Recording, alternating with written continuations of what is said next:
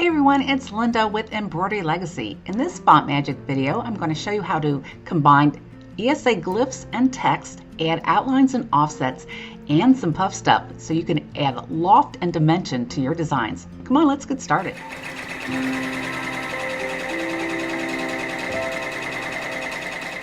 Let me show you how fast and easy it is to put together this glyph with the text to create a cute puff stuff design. So I'm using the Vintage Frames glyphs. All of John's glyphs come with a ZZ in front of their name, and you'll find it at the bottom of the font drop-down box. I'm going to bring this in at 50 millimeters, and you use the Insert Character tool to find the glyph you want to use for your design. So all the glyphs under the Vintage Frame 2 now appear, and you can scroll down to find the one you'd like to use. Simply select it and click OK, and it will come up on screen.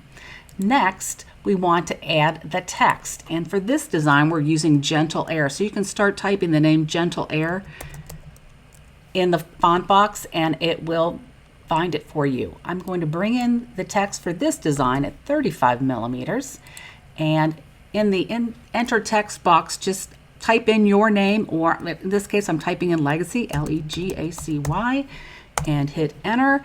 The name then appears, but you notice that there is some spacing in between the letters. So to change that, you can come down to the advanced feature and letter spacing, and right now it's set at 3.5 millimeters between each letter. And I will tell you, every font, the spacing could be different based on the style of font, how fancy it is. So the 3.5 just is in relationship for this particular font. I'm going to type in 0 because I want those letters to come closer together. And notice how it brought them fairly close together, but I want to fine tune this a bit. Click on H, which is the Reshape button, and so here's your text, and you notice that there's these little pink diamonds above every letter. If I right click on the diamond, it will select all the letters to the right of it, and you can move them at one time.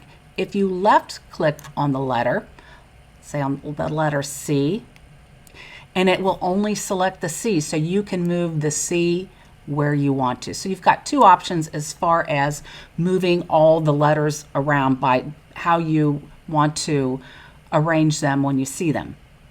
Next, we'll select the text. We'll move the Legacy over to the right of the heart. And this time I want to rotate the heart. So we will select it, and I'm just going to use the 5-degree rotation tool. So it's going to move it to the left, and I'm just going to click it a couple times in place. And let's move it so the bottom of that glyph is just under the L.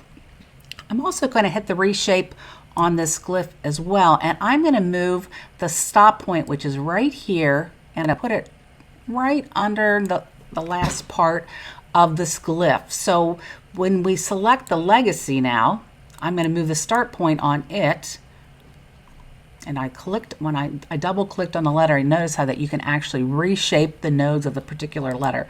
But I'm just going to grab the start point on the overall text and move it right here. So this will stitch from one side to the other.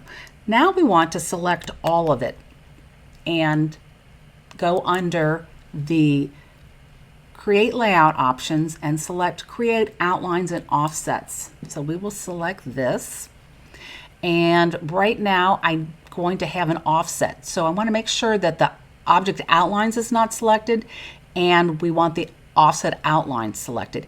It will automatically come up on screen what your last project that you were using, the offsets and outlines, and it will be set to that. So make sure that you take a look at what the settings are to see if you need to change them. And in fact, I do for this one. I'm going to go 0.50 millimeters.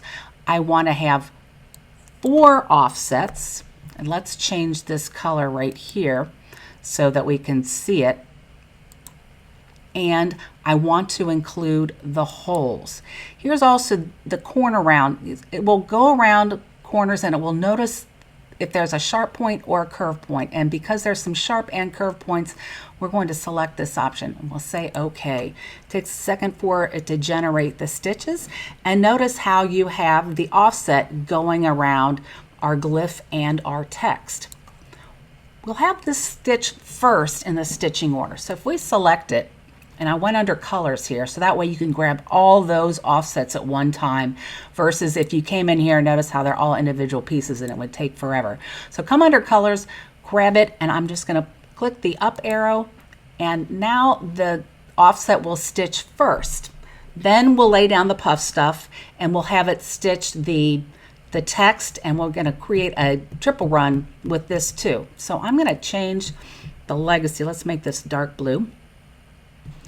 And we've got it selected. We're going to go back over to create outlines.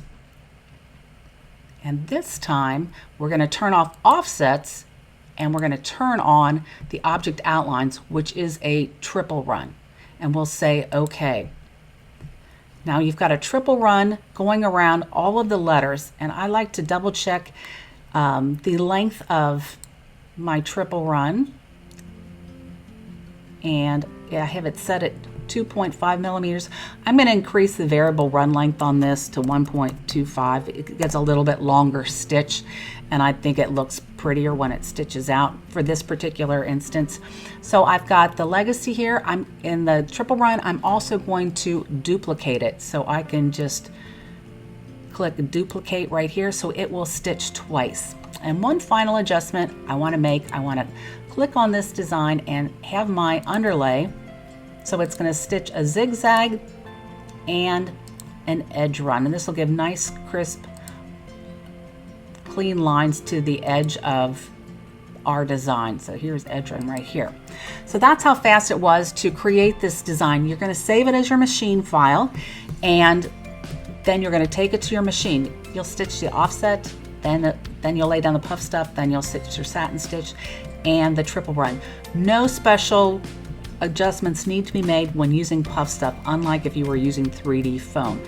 This will have a nice raised effect when you rinse the puff stuff away.